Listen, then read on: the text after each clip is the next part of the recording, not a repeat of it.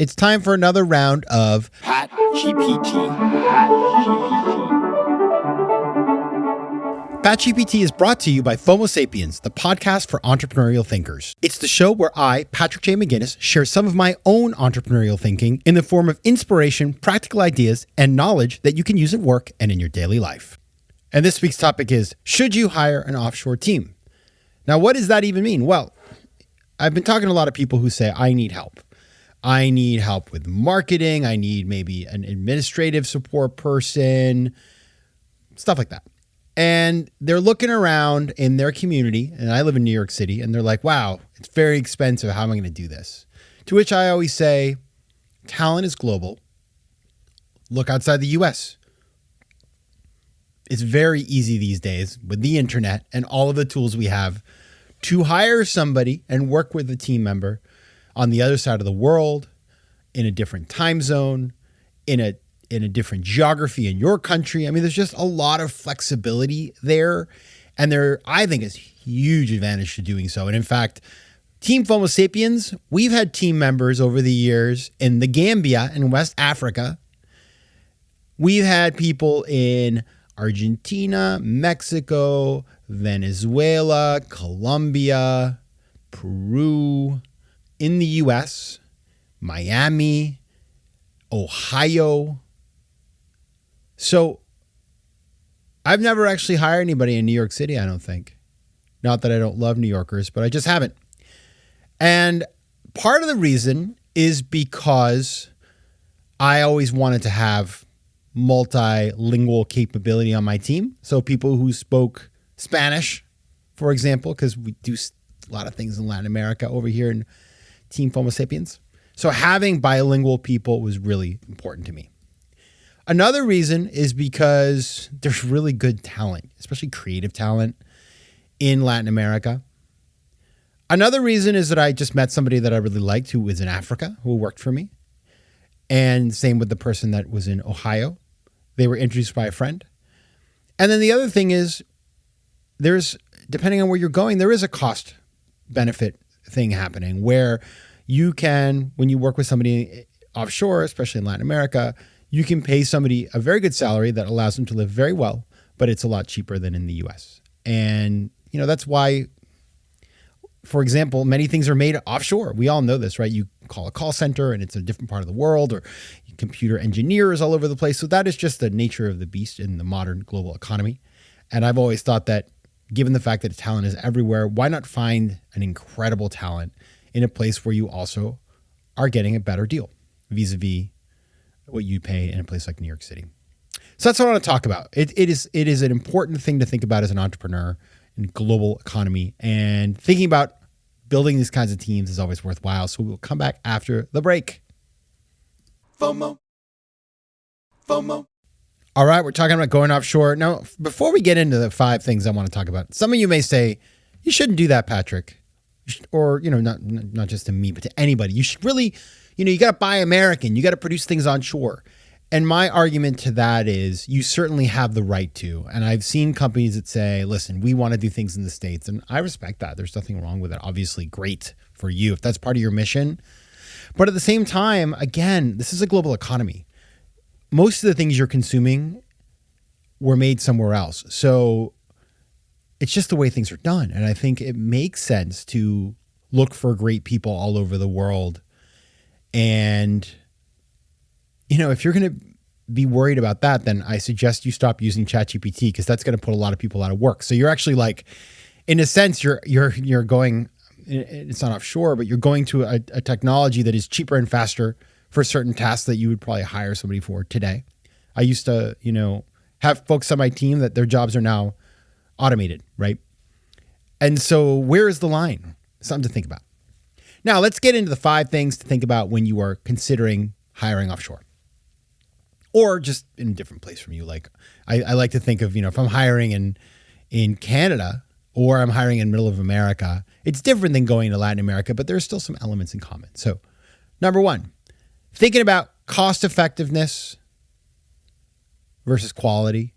So some things you can definitely get cheaper offshore, but there will be a quality trade-off. right? If you're going into a market where, for example, you're writing things and you have non-native English speakers and your language is English, they're going to be using ChatGPT. I can guarantee there is lower quality. I would argue lower quality with that kind of thing versus having a copywriter who's experienced and speaks your language fluently. So for some things, you're not going to want to do that, right? For other things, it's going to be totally fine.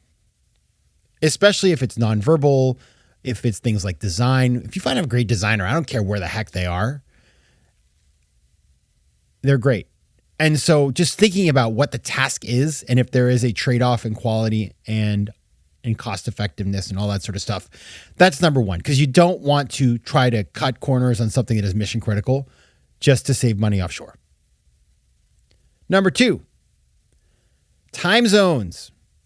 I mean, we're all remote workers now, right? Many of us. So we think about time zones, but I have found personally, there's benefits to having somebody on the other side of the world because you just send them the thing at night and you get it in the morning, right?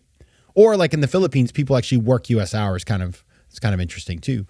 But having people in your time zone, for example, in Latin America, when you're in the United States, means you can be talking with them all day.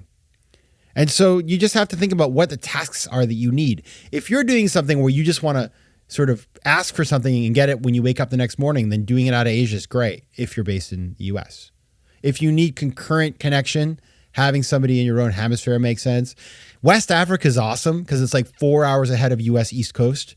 So you kind of get a little bit of both. That's a nice spot in terms of time zone. I like that.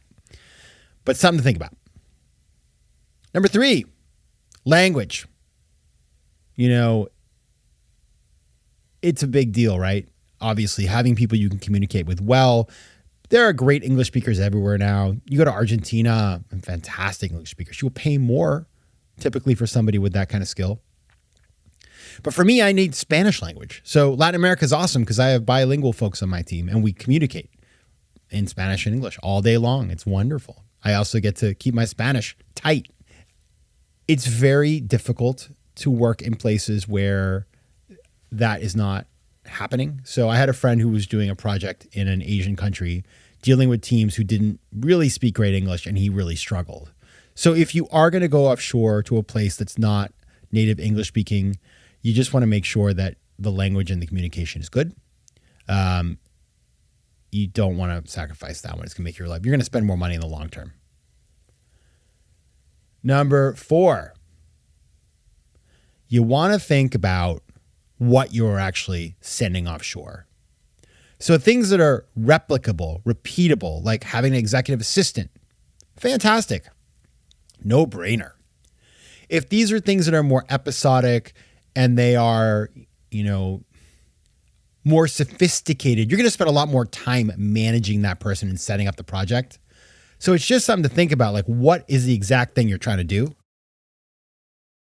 And I would argue that for things that are more sophisticated, complex, it's just a lower management challenge to keep somebody close. You can actually sit down with them or be closer to them, especially if there are language difficulties. So just thinking about what it is you're trying to get done will help to determine your strategy.